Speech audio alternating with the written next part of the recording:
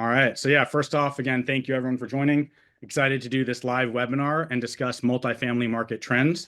We're going to reflect on 2024 and prepare for 2025. We have a ton of great content, so I'm excited to be here.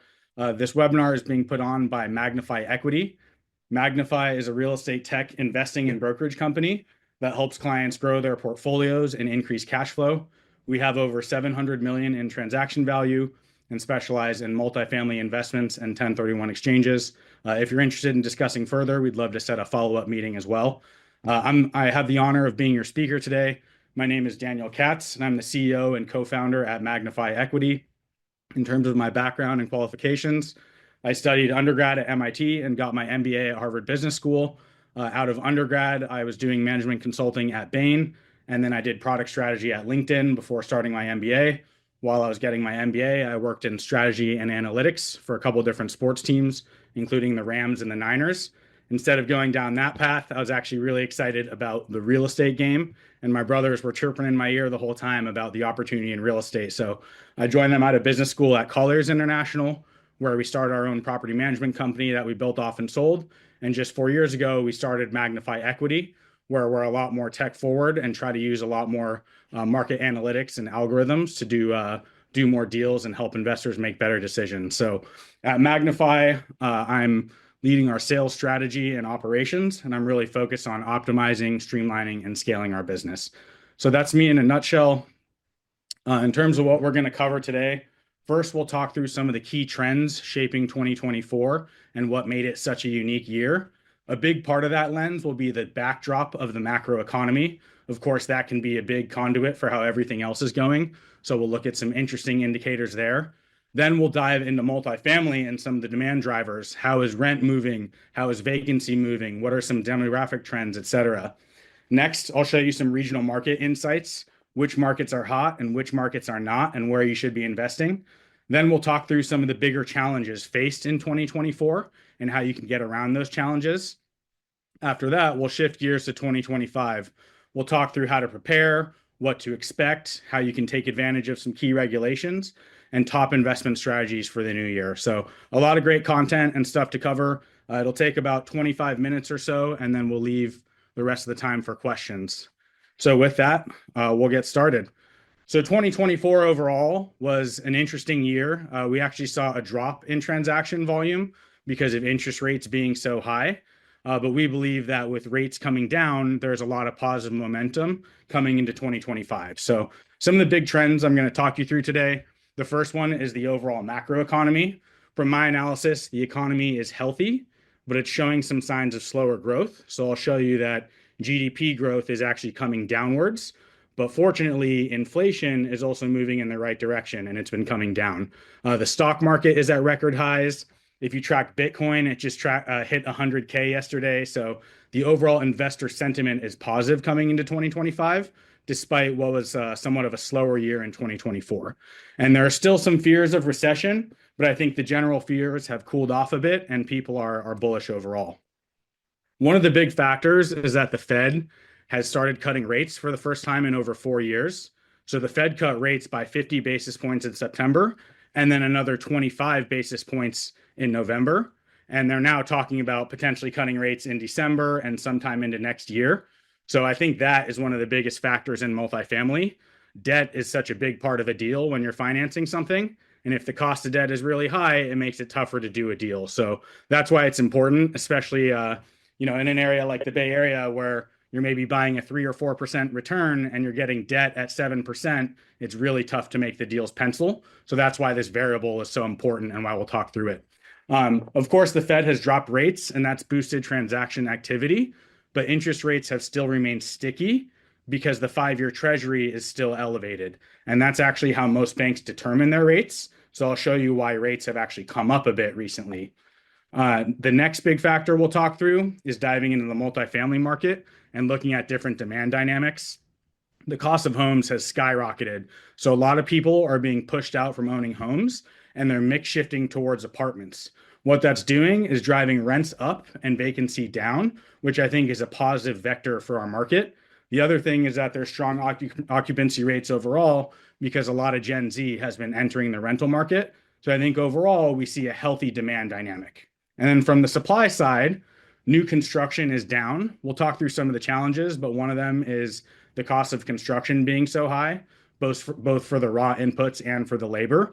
So we're seeing a lot less new developments, which is making current inventory more attractive since there's less supply of Class A competition. So overall, the macroeconomy looking pretty good, but some yellow flags. The Fed is moving in the right direction by cutting rates, which is going to help our market. Demand looks strong because there's rents going up and a lot of mix shift towards apartments. And then we see supply down. So I think that's a recipe for a strong 2025. Jumping into some of those different areas, I'll show you some interesting charts. I always like to start with the stock market because I think it's in some way the collective wisdom of the entire world, because people are trading based on their knowledge and their understanding of everything going on. And there's a lot of great players in the stock market. This is the S&P 500 performance over the last year. You could see it started out around 4,600 and it's up above 6,000. So it's up 32% on the year. People generally say that equities gain 8% on average every year. So think about that. That's a phenomenal year for the S&P. And this is the same if you look at the Dow or if you look at NASDAQ, et cetera. The stock market is booming. And I think when investments are booming overall, we talked about Bitcoin hitting 100K as well. And I think real estate is going to benefit. So I think that backdrop is positive. The other thing about the stock market is its instant reaction. Real estate takes some time to sell and actually see the market adjust to the pricing, whereas the stock market, you can sell at the click of a button and it reflects kind of the future economy, as people say. So I think this is a positive backdrop coming into a strong 2025 overall. As I mentioned, real GDP is growing, but it's slowing. I really like to look at GDP and inflation because Ray Dalio, who's one of the most seasoned investors of all time, he looks at those two factors and uses them to determine how the macroeconomy is doing. As we can see, real GDP is growing, but it's slowing. So this is the growth rate. Q1 of 2024, the growth dipped as low as 0.4%, coming down from around 1.1% earlier in the year. And then it's kind of settled around 0.7, 0.6%. So it's pretty small growth in GDP. And this is real GDP, by the way. But the good thing is at least it's not negative and it's moving in the right direction. The other thing is inflation, which has cooled down. Inflation was one of the hot topic issues, as I'm sure everyone knows.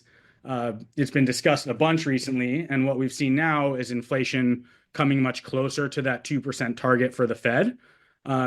It's now around 2.6 to 2.4%. So it's not quite at their 2% target, but it's trending in the right direction.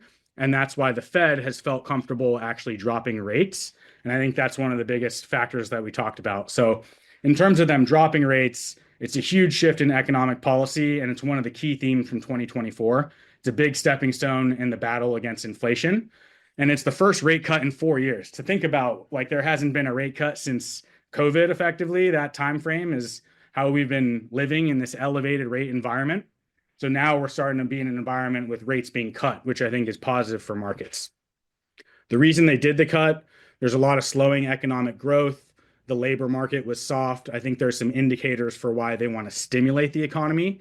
And the reason that it stimulates the economy is when you cut rates, you're going to have lower borrowing costs, both for consumers and for businesses. So consumers are going to want to spend more. They'll take out more loans on cars, et cetera. And businesses are going to want to spend more. They'll get that extra plant, et cetera. In real estate, loans are going to be more affordable because debt is cheaper. And that's really going to provide a positive boost for the residential and multifamily markets. The big question, though, is how much can the Fed actually cut rates? And I read some analysis today from Forbes that was saying that they're estimating, based on some traders, that there's about a 74% chance of a 25 basis point rate cut in December, and then possibly 1 or 2 25 basis point rate cuts next year. But the Fed's narrative has moved a little bit towards, hey, we don't know if we can keep cutting rates all the way down to 2 or 3% because inflation has been sticky a little bit. So that's definitely a big factor to track and one that's really important. And as you can see, interest rates have stabilized. This is coming from the start of March 2022. You can see that's where rates were super low. They came up to a peak of nearly 8%. And this, by the way, is the 30-year fixed mortgage rate from the Federal Reserve.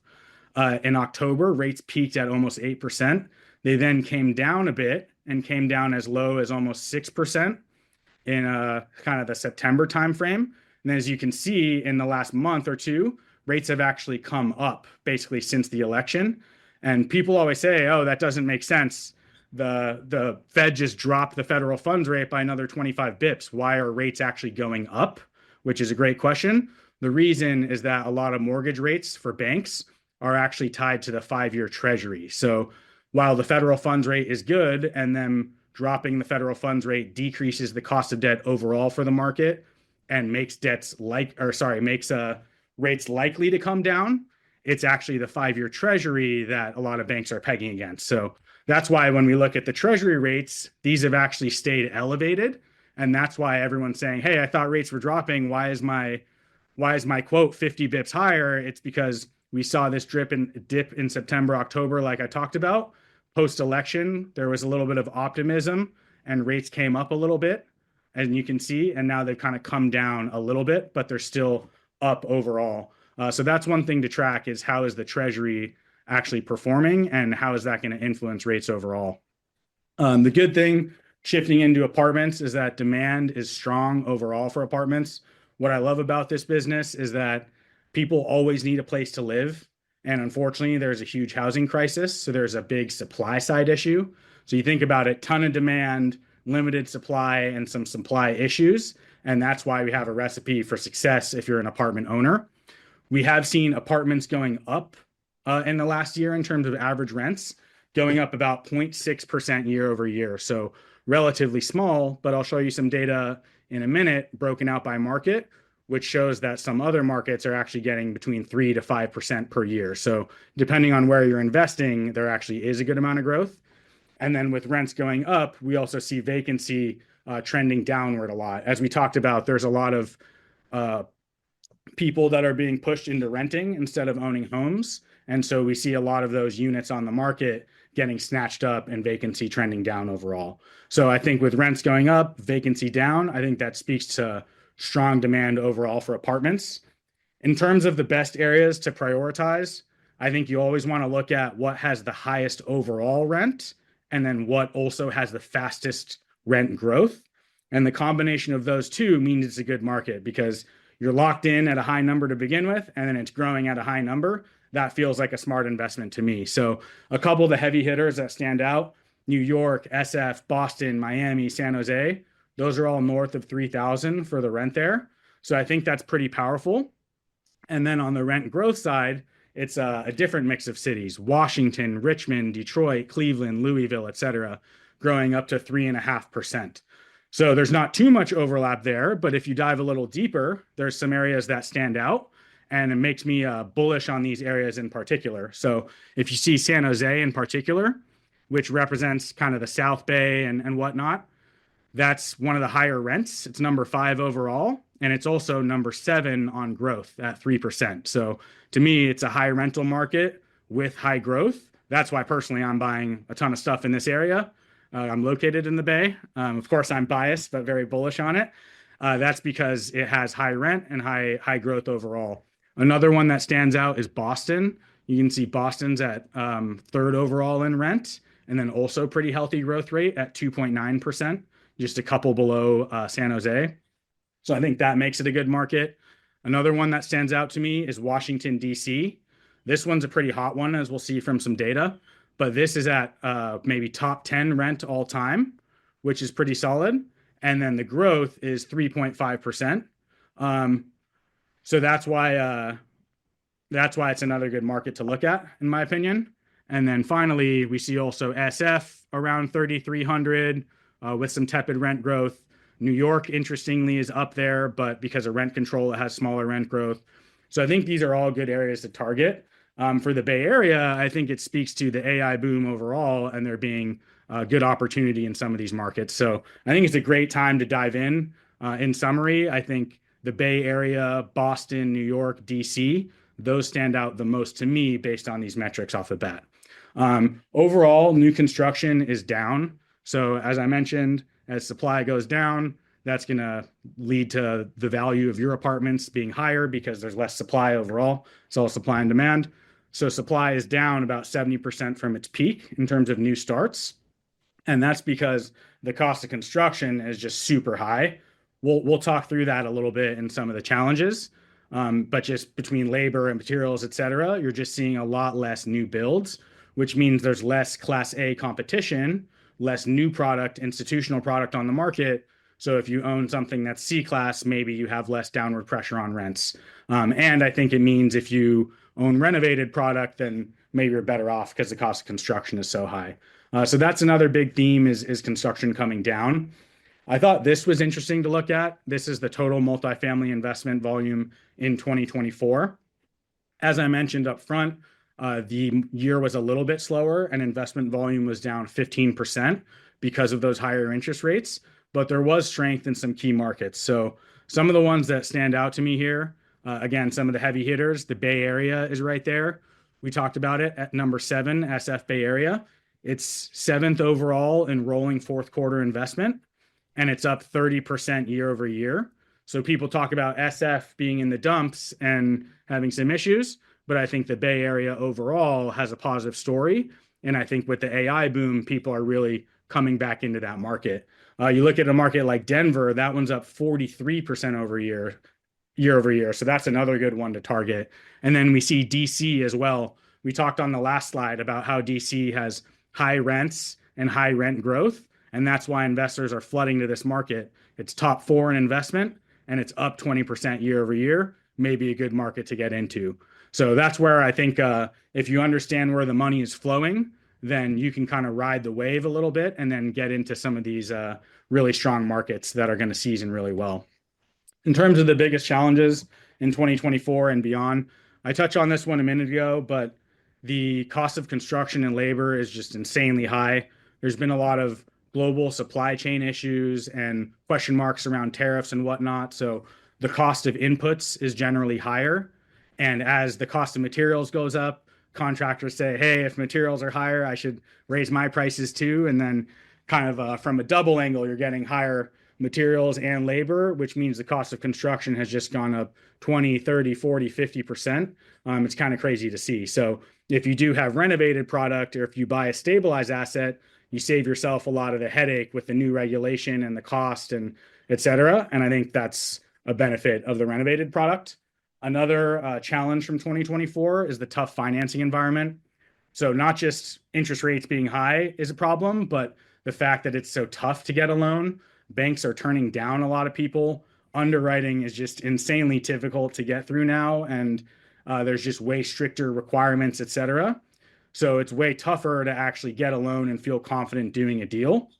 The flip side of that is if you're an all cash investor in this environment, you're going to be competing with kind of less abled parties. You're going to be getting better deals and you're going to avoid all the hoopla of having to get a loan. So people that are all cash, some of our best clients right now are just getting stuff 15, 20% below market, if not more, and just placing deals with strong terms and buying them all cash. The other big risk and factor is insurance. It's skyrocketed across the board, particularly in markets like California. So California, for instance, State Farm actually left the market. They're having a tough time underwriting some of the hazard risks like earthquakes, et cetera. There is even just an earthquake today in kind of Northern California, a little bit far away from here though. So between the natural hazard risks like hurricanes, et cetera, and then also the risks with some of these older buildings, like the Zinsco electrical panels and whatnot, a lot of insurance companies have left the market. They don't know how to price certain assets, so their premiums have just gone way up. So that's a big risk overall. The next one is rent and vacancy control. So this is people trying to limit rent increases in the market and managing how sellers can actually lease up their vacancy as well and capping what that can be increased at. This was on the ballot in California with Prop 33. Fortunately for investors, that was voted down. People voted no. It was the 3rd time in the ballot in the last 10 years. And what that was trying to do was repeal the Costa-Hawkins Act, which would have opened the door for vacancy control in California, and it would have opened the door for a lot more rent control initiatives and given a lot more flexibility to cities. The good thing for why this wasn't implemented is it keeps multifamily as a good investment and a good way to spend money, because if you're able to put money into the deal and increase the rents and increase the value, it makes sense. But if you're capped at 2% every year, then maybe there's very little incentive for you to renovate the building. And that's how you get, slumlords and less supply on the market, et cetera. So I think that's a good thing that California voted no. And I think California is a proxy for the US in a way with some of these more progressive initiatives and kind of tenant-friendly initiatives. So that was voted no, but I think it's going to continue to be at the forefront of discussion.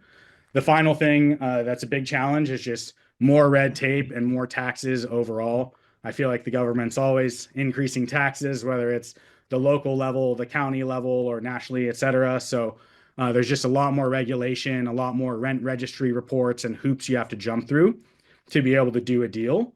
So on balance, I think that's why we've seen a little less activity year over year, is because there has been this challenging environment and it's limited some of the upside in multifamily overall. I still think that with the year we're coming into and rents coming up and some of the positive vectors, I think 2025 will be a big year, but I think these were some of the big challenges that were being faced. In terms of what to expect in 2025, we'll give you a little preview. As mentioned, I think there's going to be a continued recovery in transaction volume and increased investor appetite. Already, it feels like people are chomping at the bit to want to buy their next deal. And I think there's a lot of pent-up demand in general. There's generally a pro-business narrative coming into next year. And I think historically, when there's a year with more downside and kind of less investment, the following year has a lot more investment. So personally, I'm bullish. There's also a lot of commercial debt coming due. You probably heard that discussion. It's estimated at about 1.5 trillion, and 600 billion of that is multifamily. So that means there's going to be a lot of supply entering the market, either people needing to sell their asset or they're going to need to refinance. I think there's going to be a lot of opportunities is what that means. So if you're on the front lines, you're all cash, et cetera, you can buy some phenomenal deals in this market. A lot of cookie cutter deals in the Bay Area.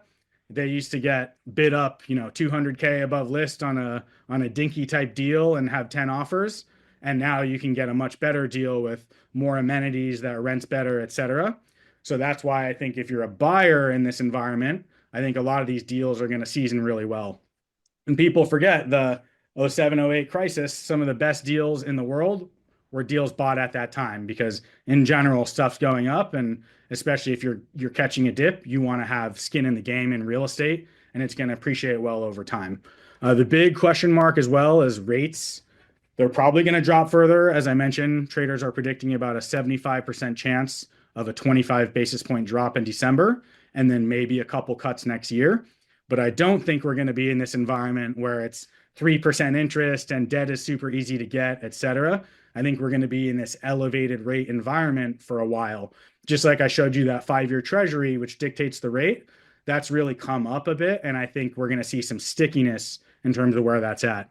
The last thing is that regulatory shifts are going to continue to play a key role, both negative in terms of how it hampers owners, but also positive. And that's why I want to talk through some key trends to take advantage of in 2025. I always tell investors, you want to ride the wave with regulation. If it's something that's hurting you, then you figure out how to get out of it.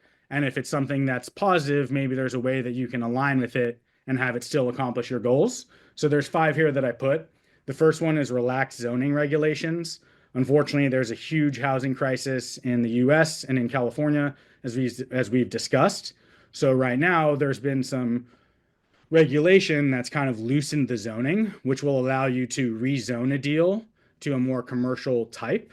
And what that means is you can put a higher density, more units per acre. So that can completely change the return on investment if you're a developer or a small scale renovator, because you're going to be able to do a lot more units, and you're going to be able to do a lot more with a rezoning or relaxed zoning. So that's the first one. The next one is ADU developments. That's accessory dwelling units. It's very popular these days to add a unit in your backyard or to convert some garage space. That's also trending in the right direction. They used to require parking for every unit. So if you didn't have a parking spot, then you couldn't convert a garage space, which, sounds kind of crazy. The person is better off with no parking than living on the street, right? So now they've started to relax that a bit. And as if someone lives close to a metro, then you can still create the unit. And in general, now parking has been relaxed as a constraint, which means you have more flexibility to add ADUs in your unit. So I think that's a positive trend. The next one is affordable housing programs. As I mentioned, just a lot of people, unfortunately, on the street, and with the cost of rent being so high, a lot of people that can't actually get into a building. There's a lot of programs out there, Section 8, Bill Wilson, et cetera, that will help place quality people that are having a hard time and place them in your building. What I love about doing this, first, it's a good deed to kind of help these people out and make sure that you're housing the unhoused. And secondly, you can actually get above market rents a lot of the time, and you can get your unit leased up much faster with higher certainty. And then the government is actually paying the income. So we probably have 30 plus units on affordable housing, and you just get a check in the mail every month, no pain. Maybe the tenant pays $50 or $100, it depends, but you have literally guaranteed income. So we talk about COVID and shelter in place and people not paying and people choosing not to pay their rent. The government doesn't choose to not pay their rent, right? And that's where the affordable housing, I think, is a good one to lean into, because you can help people out and maybe it increases the cash flow on your building. Of course, there can be some, potential bad apples. You want to kind of vet the people in the program, but there's a lot of good people too, and that's why I think it's a good thing to look into. The next one is green tech and smart rebates. So there's a ton of great incentives right now if you're electrifying a building, moving off of gas. So it's a good time to take advantage of these rebates and incentives. I did a project with one of my brothers in Redwood City, and we were amazed at how much we were able to get back in incentives. We spent a crazy amount because of the cost of construction and labor, like I had talked about, but at least we were able to get 50, 60K back in rebates, and it made it all worth it. And now our building has a much smaller carbon footprint overall. So I think that's a good one to take advantage of.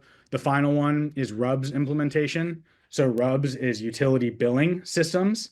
A lot of cities were pretty against that in general, but there's a trend towards allowing RUBS in markets. And if you're able to bill back for utilities, what that does is decrease your expenses, which is going to increase your net operating income. So you'll operate at a higher cap rate. The other thing is, let's say that you're paying the water as the landlord and someone has a family, they have zero incentive to not take 6 showers a day across the family and use a ton of water and run it, for 4 minutes while they're brushing their teeth or shaving. But the second that you have the tenant paying the water, then it's going to decrease their usage because it's kind of aligning incentives. So it aligns incentives, it decreases costs for the owner, and overall it's good for the environment because there's less usage. I think that's another good one to take advantage of.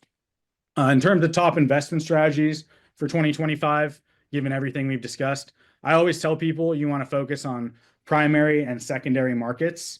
Those secondary markets, you're going to see emerging cities with job growth, a lot of population inflow. So you may get better cash flow in those markets, but you're not going to necessarily have as much appreciation. I like the primary markets as a balance, an area like Palo Alto or Manhattan, because you're going to have much better appreciation. So if you're balancing the cash flow from secondary markets with the appreciation from primary markets, that's how you can have a balanced portfolio and get a little bit of both worlds. The next thing is to target distressed assets and value add deals.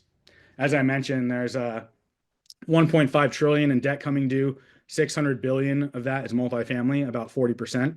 So there's going to be a lot of undervalued properties in a lot of these top markets we talked about. If you can go in and buy the asset, 40% below market, double the rents, and then go and flip it, you're going to do really well. Or even just refi and stabilize the cash flow, right?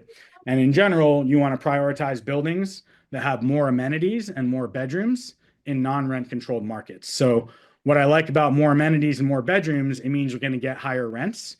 And when people are choosy about where they want to live, they're unlikely to want to live in a studio with no amenities. If you have a dishwasher and you have a washer dryer in unit and you have a patio or backyard, you're going to get higher rents. And similarly, if you have a second bedroom, a third bedroom, a second bathroom, you're going to get more rent overall. So that's where I think you're going to get more upside by buying these types of deals. And then I also like looking at non-rent controlled markets in general. You can still do well in a rent controlled market, but there's a little more risk because if you buy a low cap rate deal and you're unable to stabilize the income, then the cash flow can really suffer and you may be forced to sell that asset. Whereas in a non-rent controlled market, or if there's a little more flexibility, you can actually stabilize the income within 3 to 4 months. And generally, you're able to get the tenants out for renovation and kind of do a full scale renovation and then refi. So I think there's value there. Finally, you want to diversify your portfolios, look at both core markets and growth markets to balance your stability and overall returns. And you want to diversify across different asset classes. People talk about how office is in the dumps, but maybe 10 years from now and everything you buy is going to be up a bunch. Hopefully you're buying a little bit of Bitcoin. Hopefully you're invested in the stock market. Definitely you want to be exposed to multifamily as well. And I think you want to be adding to your position and generally doing exchange to grow the portfolio, but also make sure that you're just investing overall. Because if you're keeping your cash on the sidelines and not buying anything for years and years, that's how you have a situation where you never actually get some assets. I have some friends growing up in the Bay Area that their parents always wanted to buy a home in Cupertino, Sunnyvale, but it was always too expensive, too expensive, too expensive. So they rented. They literally paid off an entire 30-year mortgage by living at the same home for almost 30 years. So you got to really, at a certain point, get your foot in the water. And as people say, time in market is better than market timing. And that's where I think a lot of the 2025 vectors are positive. And it's a good time to be getting in the market, even though there's, of course, some risks like anything. Finally, I'll leave you with a couple quotes, and then we'll open up for questions. These are both from the great Warren Buffett, who's one of the most seasoned investors of all time. The first one, this is the golden rule of investing, as he calls it. Rule number 1 is never lose money. Rule number 2 is never forget rule number 1. So he's a little bit of a jokester, of course, but there's a lot of sage advice in that. If you've ever seen the movie Fight Club, it probably gives you some memories there. But what's interesting here is he says, rule number 1, never lose money. Rule number 2, never forget number 1, right? So you want to constantly remind yourself to not lose money. That means making smart investments, which means using better data, working with a good team, ensuring that you're going after the best assets, making the right decisions, etc. The other thing is never lose money. That means you don't go and sell. People say buy low, sell high. It's that simple, right? If you don't sell, then you're not going to lose money.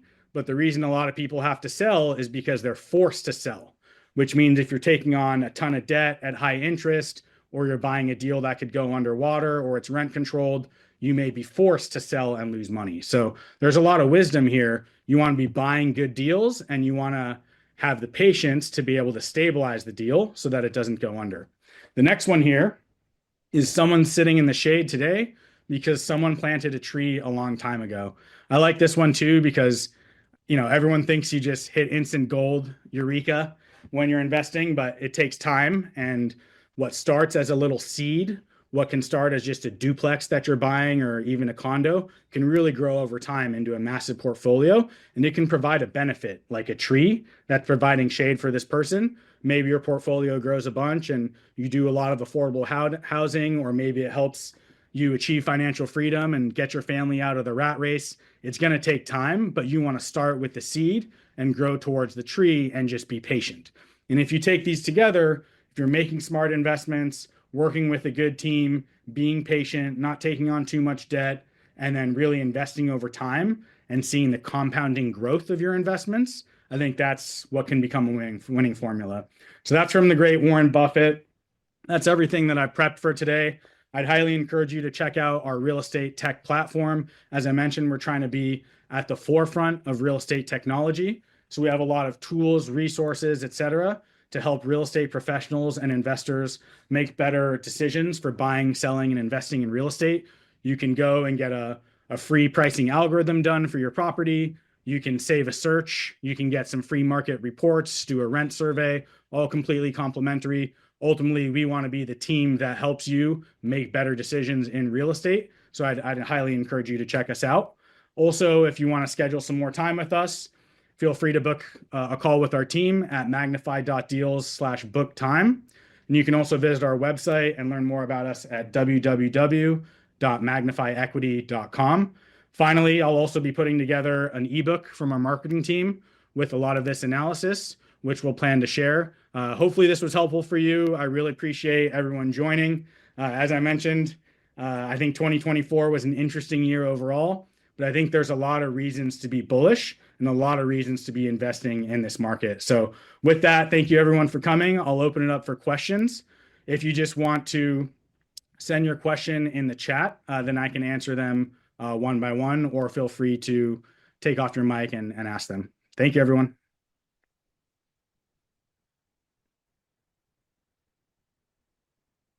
Let's see, we got a couple coming in.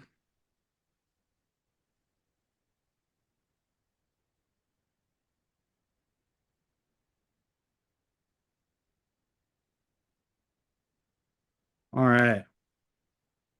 So let's see. First question we have, how will the pressure, this is from Michael Johnson, how will the pressure to adopt rent control by some municipalities affect rents across the country?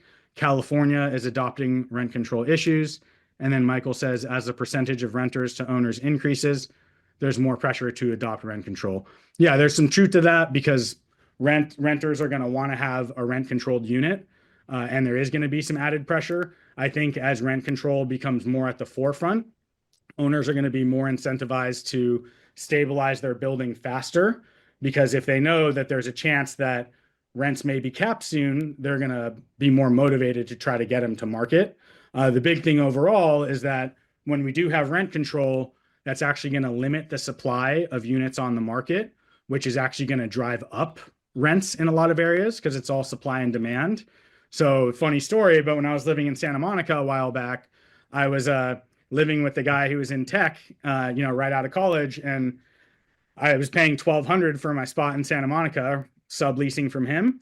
And he was like, oh, I'm always going to keep this spot because it's Santa Monica rent control. And even though he was making a lot of money every year, it didn't make sense for him to release that unit to the market. So I think rent control overall is bad for the market. And I think it's going to apply pressure to owners in other municipalities to try to get their rents up, or to kind of combat those types of measures overall. So that's rent control. Next one is from RN. How is San Jose and South Bay implementing in RUBS for quadruplexes? So that's a good question. RUBS has become really hot in these South Bay markets. We have a great company we work with called Livable, which we can connect you with after the call. But they're basically sub-metering the individual units, and a lot of people are doing this in the South Bay. And then if you can sub-meter the unit and pass along the expenses, then you can effectively increase the net operating income for your building. So that's a good one to get ahead of. Ronnie Joseph asked, can we talk about insurance a little more? I'm getting killed. Man, I totally hear you, Ronnie. I think insurance is crazy. I'm hoping that it comes down a little bit. I think that insurance providers are just scared right now, and it's really tough for them to underwrite the risk. So generally, when you can't estimate the percent of the black swan event happening, the value they ascribe to that in their models goes up a bunch, which then increases the premiums for everyone. And that's kind of what we're seeing. So I think more providers will come back to the market because there's also just good product in California. But I think there's going to be stricter requirements for coming back and a little more regulation associated with it. I think if you can get ahead of upgrading the electrical on your building, people are very hesitant to lend on soft story like undertuck because there's a structural risk there, and people are also hesitant to lend on fuse electrical or if you have Zinsco panels. So those are just things to be mindful of. Next, we have, are we currently looking to deploy capital for Section 8 portfolios? From Mike. That's a good question. Yes, we are overall. Like I said, I think Section 8 has some positives. I think there can be some bad apples, but I think there's good people in those programs, and in general, you can get better rents. What I will say is that generally cap rates are a reflection of risk. So when you have a Section 8 portfolio, then it's a riskier portfolio based on the tenant profile, right? People are less likely to pay, maybe have not as good of a background as an on-market tenant, and hence you kind of need to sell stuff at a higher cap rate for people to still want to buy it. So that's why you'll see higher cap rates on Section 8 portfolios, but you can get great cash flow overall. And in general, I think it's a good area to be investing, especially if you can get guaranteed income from the government, like we talked about. Michael Wall, you have a question. I Yeah, I see you had a raised. question about your strategy as far as primary and secondary, where I hear a lot of investors do secondary and tertiary markets as far as the plan. Yeah, for sure. So I think everyone's kind of got their bite, so to speak, but there's three reasons that people buy real estate: appreciation, depreciation, and cash flow. And those are generally at odds with each other. You always get depreciation from buying an asset, but appreciation and cash flow, a lot of times the markets where there's more cash flow, there's less appreciation, and the markets where there's more appreciation, there's less cash flow. And the reason for that is you think about a market like Palo Alto or Manhattan, there's going to be more investors willing to pay for that same stream of income, like 100,000 NOI in Palo Alto versus 100,000 in Detroit. So if you have more investors wanting to pay for the Palo Alto stream of income, then that means the seller can offer a lower return based on financial markets. So that's why it sells at a lower cap rate, which means that it's selling at a higher value for the seller based on the NOI formula. Similarly, for, let's say, a market like Detroit, that 100,000, if you believe in perfect markets, which means capital flows freely across the economy to the best assets, and then there's no arbitrage basically, then a market like Detroit, then maybe you need to offer, a 7% cap rate for people for that same 100K stream of income for people to actually be motivated to want to buy that asset.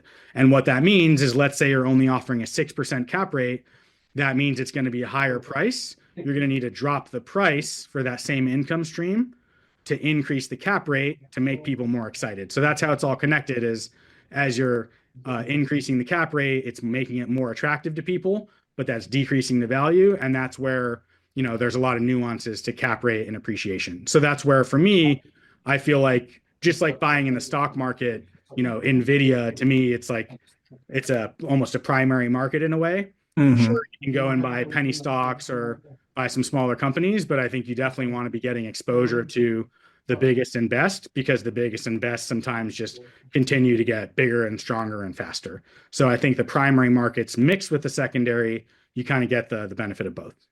Okay, sounds good. And also, since you are in the Bay Area, I'm up in Sacramento. Do you think some of that appreciation, or you say that growth, is going to trickle over into Sacramento? Because I'm seeing a lot of new construction here in Sacramento area. Oh, definitely. Yeah. And that's a good question. And we saw a lot of that, particularly in COVID. There was an exodus from the Bay Area to markets that were a little cheaper to buy homes because people could work remote.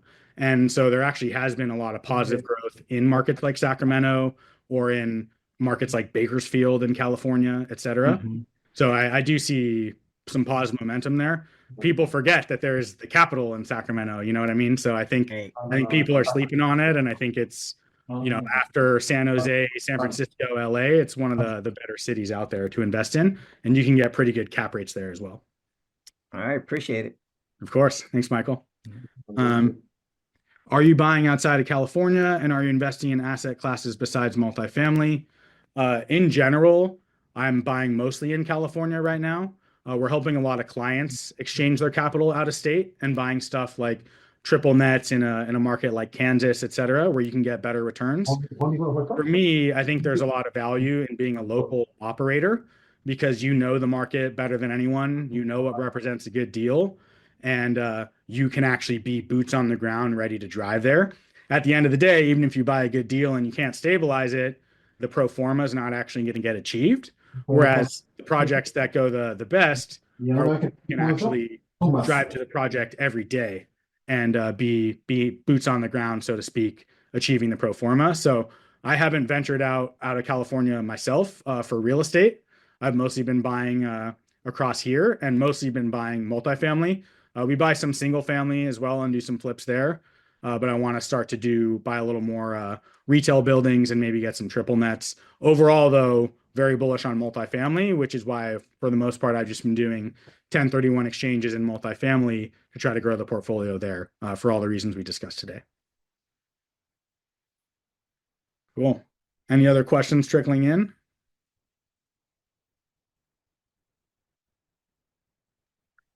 RUBS. So RN, should we expect any pushback, vacancy, loss, income for RUBS? What are the bottlenecks? It's a good question. Definitely there's going to be some pushback because some tenants will just view it as a rent increase, and certain cities are saying, oh, that's the same as a rent increase. So there's going to be pushback, but if your city allows it and if you work with a good company like Livable that I mentioned, they can help you implement it. So I think there's a lot of value there. The bottlenecks are really, I think, working with a good provider, being able to get it through the city, actually being able to sub-meter the units. There's a little bit of like rerouting they need to do to be able to individually track everything. So it takes a little bit of time. But if you can get ahead of the curve and implement the sub-metering, then on your next lease up, you can just put it in the lease. And that's what people are doing, which is smooth. Instead of doing it for current tenants, when they get a vacant unit, they're saying, hey, how about I implement RUBS by sub-metering this building? And then if the first tenant you ever rent there is on RUBS, then they're not going to push back because they've only ever been on RUBS. So I think it's implementing it on vacancy. And then what you can do also to avoid the pushback is do it in lieu of a rent increase. So sometimes we'll say, hey, we're billing back now for water, but we're not going to increase you in rent, this time. Or like, we're going to do both, but we're also going to give you AC. So you can dangle a little carrot and then get them to want to stay. In general, too, if people end up leaving because of vacancy, then sometimes that can be a good thing because maybe they were at lower rent. So I think it's a good thing overall to be implementing. Of course, it depends property by property and market by market, like most things. Cool. We have a couple more minutes here. Any other closing questions or thoughts before we wrap up? See a couple thank yous here. Thank you. No? All right, everyone. Well, yeah, I really appreciate you taking the time. And as I mentioned, you can go to magnify.deals/book time or check out our website at magnifyequity.com. Would love to set some time with you and discuss your real estate goals further. So thank you, everyone, and enjoy the rest of the day.